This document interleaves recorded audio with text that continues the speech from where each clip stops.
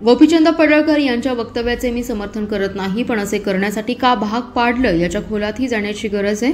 गोपीचंद पडळकर लंबी रेस का घोडा आहे, पण राजकारणात अशा काही गोष्टी होत असतात त्या पोटात घालायच्या असतात, ओठावर आणायच्या नसतात, असा सल्ला माजी मंत्री सदाभाऊ खोत यांनी आपल्या मित्राला दिलाय। राजा रामबापू पाटील एक आदर्श नेतृत्व या राज्यामध्ये होतं। निश्चित काही गोष्टी आपण पाळल्या पाहिजेत। जी माणसं या राज्याच्या विकासामध्ये ज्यांनी योगदान दिलेलं आहे त्यांच्याविषयी बोलत असताना आदरयुक्तपणा असायला पाहिजे, असं निश्चितच मत आहे। आमदार गोपीचंद पडळकर हे माझे सहकारी आहेत। निश्चितपणाने त्यांनी जे आदरणीय बापूंच्या विषयी वक्तव्य केलं त्याचं समर्थन होऊ शकत नाही। विस्थापितांच्या लेकराबाळांना जर तुम्ही कमी लेखलं तर ती लेकरबाळं निश्चितपणाने आक्रमकतेने पुढे येतात। गोपीचंद पडळकर यांना अनेक खोट्या गुन्ह्यात अडकवण्याचा प्रयत्न केला गेला। एका लग्नातलं भांडण गाव गाड्यामध्ये असं भांडण होतात, खोटे नाटे आरोप चार्जशीटमध्ये दाखल होत असतात, सगळे जर त्याला मंगळसूत्र चोर बनवायला लागले। आमदार गोपीचंद पडळकर यांनी सुद्धा काही गोष्टी राजकारणामध्ये पोटामध्ये घालायला शिकलं पाहिजे, सगळ्याच ओठावरती आणून चालत नाहीत। गोपीचंद पडळकर लंबी रेस का घोडा आहे, बहुजन समाजाचं नेतृत्व या व्यक्तिमत्वाने करावं असं मला वाटतं, असंही ते म्हणाले। राजा रामबापू पाटील हे एक आदर्श नेतृत्व या राज्यामध्ये होतं। मलाही काही काळ त्यांच्याबरोबर काम करण्याची खऱ्या अर्थानं संधी मिळालेली होती आणि निश्चितपणानं राजकारणामध्ये काही गोष्टी आपण पाळल्या पाहिजे त्या सगळ्यांनी, की जी माणसं या राज्याच्या विकासामध्ये ज्यांनी योगदान दिलेले आहे त्यांच्याविषयी बोलत असताना आदरयुक्तपणा असायला पाहिजे असं माझं निश्चितच मत आहे। आमदार गोपीचंदजी पडळकर हे माझे सहकारी आहेत।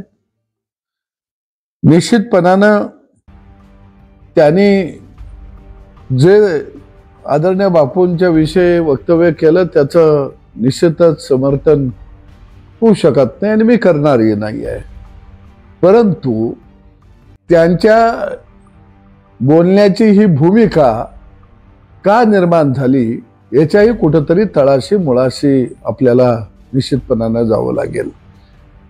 अलीकडच्या काळामध्ये राजकारणामध्ये उथळपणानं निश्चितपणानं पुढे जाण्याची मोठी शर्यत लागलेली आहे। एका बाजूला प्रस्थापित व्यवस्था ही विस्थापितांच्या विरोधामुळं कुठंतरी डळमळीत होते आहे असं एकंदरीत या राज्यातलं चित्र आहे आणि विस्थापितांच्या लेकरा बाळांना जर तुम्ही कमी लेखलं तर ती लेकरं बाळ निश्चितपणानं आक्रमकतेनं पुढे येतात। त्याचं उदाहरण म्हणजे आमदार गोपीचंद पडळकर आहे। त्यांच्यावर तुम्ही अनेक खोटे गुन्हे घातले, अनेक खोट्या गुन्ह्यामध्ये त्याला अडकवण्याचा प्रयत्न केला।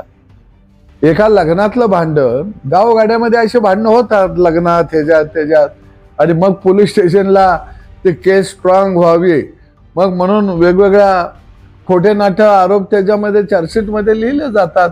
कपडे फाडले, अंगावर धावून आले, तलवार दाखवली, काठीनं मारलं, गज होते, मग माझे ब्लाउज फाडलं, असं सगळं येतं। मग गळ्यातली चैन तोडून नेले, मणी मंगळसूत्र तोडलं, हातातली अंगठी गेले, केशातलं पाकिट गेलं।